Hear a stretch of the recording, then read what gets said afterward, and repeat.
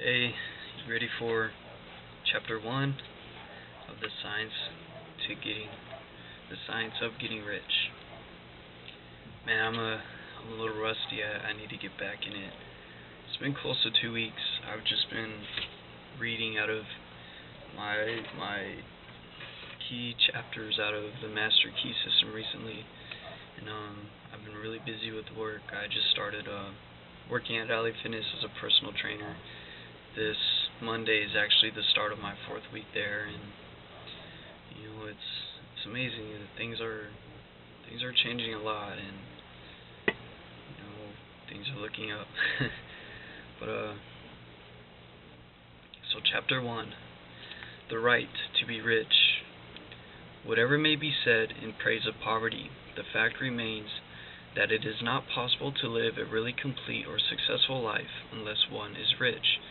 No man can rise to his greatest possible height in talent or soul development unless he has plenty of money.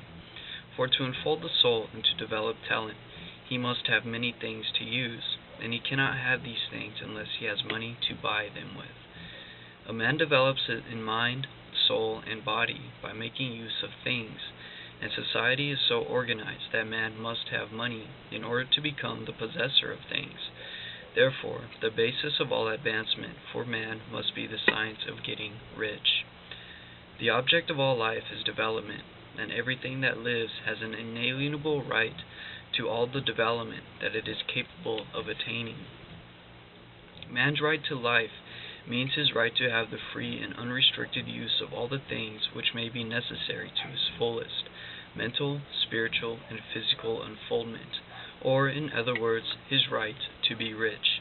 Now remember, riches don't always mean wealth. It doesn't always mean money. You could be rich physically, you could be rich mentally, you can be rich spiritually. In this book, I shall not speak of riches in a figurative way.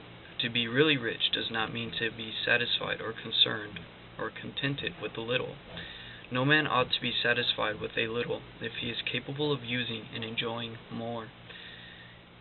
The purpose of nature is the advancement and unfoldment of life, and every man should have all that can contribute to the power, elegance, beauty, and richness of life. To be content with less is sinful. The man who owns all that he wants for the living of all the life that he is capable of living is rich, and no man who has not plenty of money can have all he wants. Life has advanced so far and become so complex that even the most ordinary man or woman requires a great amount of wealth in order to live in a manner that even approaches completeness. Every person naturally wants to become all that they are capable of becoming. This desire to realize innate possibilities is inherent in human nature. We cannot help wanting to be all that we can be. Success in life is becoming what you want to be. You can become what you want to be only by making use of things, and you can have the free use of things only as you become rich enough to buy them. To understand the science of getting rich is therefore the most essential of all knowledge. There is nothing wrong in wanting to get rich. The desire for riches is really the desire for a richer, fuller, and more abundant life, and that desire is praiseworthy. The man who does not desire to live more abundantly is abnormal, and so the man who does not desire to have money enough to buy all that he wants is abnormal. There are 3 motives for which we live. We live for the body, we live for the mind, and we live for the soul. No one of these is better or holier than the other. All are alike desirable, and no one of the 3, body, mind, or soul, can live fully if either one of the others is cut short of full life and expression. It is not right or noble to live only for the soul and deny mind or body, and it is wrong to live for the intellect and deny body or soul. We are acquainted with the loathsome consequences of living for the body and denying both mind and soul, and we see that real life means the complete expression of all that man can give forth through body, mind, and soul. Whatever he can say, no man can really be happy or satisfied unless his body is living fully in every function, and unless the same is true of his mind and his soul.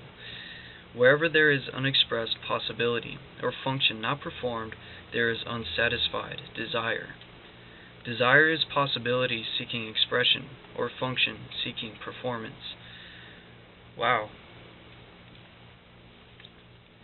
Man, even that sentence kind of hit me right now. Wherever there is unexpressed possibility or function not performed, there is unsatisfied desire. Desire is possibility seeking expression, or function seeking performance. And there's another book I've been listening to. It's called The Way of Mastery. And the lesson 4 goes over the lesson of desire. And desire is simply God trying to seek expression through you, because that is what you're the open channel for him to express himself through.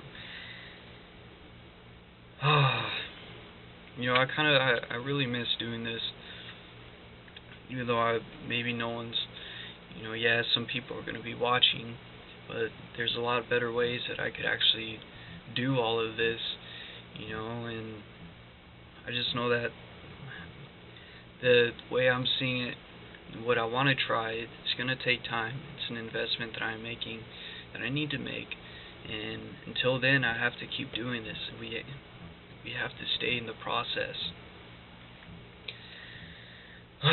Just stay in the process. Because we learned from mental chemistry that it is a law that the actions that we take, they even say actions speak louder than words. You must take action. You must take the action, because action is the third level of creation, and you're literally creating. You're building it. You're making it happen. You're not just thinking about it anymore. Thinking, your thoughts and your visions are your mental constructions of creating something. But taking action is how you make it an actual material fact. Okay. Man cannot live fully in body without good food, comfortable clothing, and warm shelter. And without freedom from excessive toil, rest and recreation are also necessary to his physical life. He cannot live fully in mind without books and time to study them, without opportunity for travel and observation, or without intellectual companionship. To live fully in mind, we must have intellectual recreations, and must surround himself with all the objects of art and beauty he is capable of using and approaching. I have a quote written on my wall. It's right over my library. Here, I'll show you. My room's a little bit dirty, so I like to write on my walls, but it says, if you surround your mind with greatness, it'll rub off on you, and books will do that for you. And here's my little collection, my lovely plaque. Yeah, but so far we've read mental chemistry, the instant.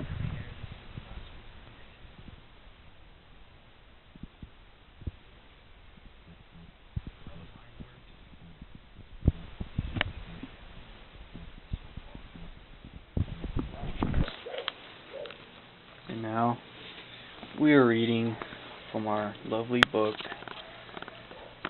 The Science of Getting Rich. Where were we? Okay, we're right here. To live fully in soul, man must have love, and love is denied expression of by poverty. A man's highest happiness is found in the bestowal of benefits on those he loves. Love finds its most natural and spontaneous expression in giving. The man who has nothing to give cannot fill his place as a husband or father, as a citizen, or as a man. It is the use of material things that a man finds full life for his body, develops his mind, and unfolds his soul. It is therefore of supreme importance to him that he should be rich. It is perfectly right that you should desire to be rich. If you are a normal man or woman, you cannot help doing so. It is perfectly right that you should give your best attention to the science of getting rich, for it is the noblest and most necessary of all studies. If you neglect this study, you are derelict in your duty to yourself, to God, and to humanity, for you can render to God and humanity no greater service than to make the most of yourself.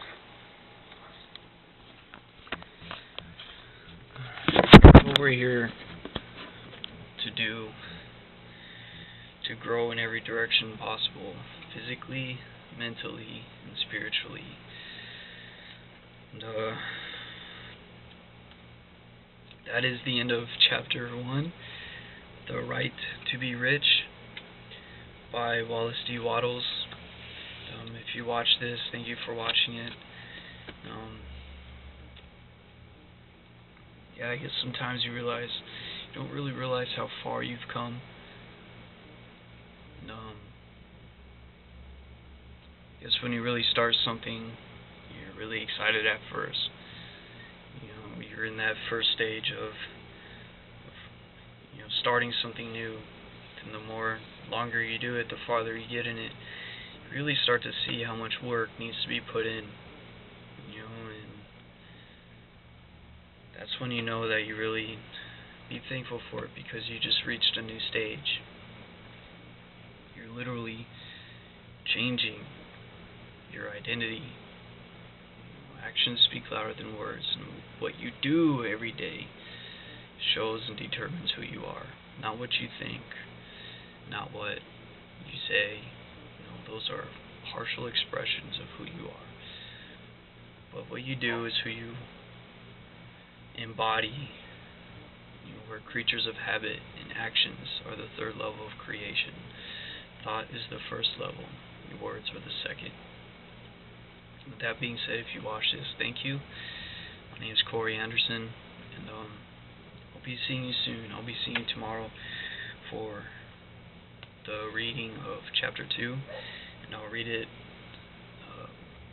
either before or after work. I'm the morning trainer, so I go into work really early in the morning, and I'm there for a really long time because I meet everyone. I'm the trainer there. It's practically my gym. Whatever it is you're doing, wherever it is you are with it, you need to own it. You're there. In my case, I'm the trainer. I'm the trainer of the gym. I want to know all the people that go there. I want to know all the members. I want to know the regulars. I want to know who's new. I want to, as a trainer, you should want to know all that stuff. And yeah, you're going to have your clients as well. But your hobby is more, your work, your recreation, everything you do should always be more than just for you. You're doing it for you, but however your passion for it should be able to extend out to others, and that is what we're here to do. We're here to grow, to live fully in mind, body, and soul. Yeah, it's hard. Sometimes even we forget, and it gets frustrating. It really does. It's not easy. I can tell you that. I know for a fact this is what all those successful people have gone through, and are going through, and are still going through. Putting in the work. You go. Sometimes you think about old times. What you used to do, and how much has changed compared to how much and what it is you're doing now. Like I said, you're changing. You're literally changing your identity by changing your actions that you were taking. And it's hard building. It's challenging.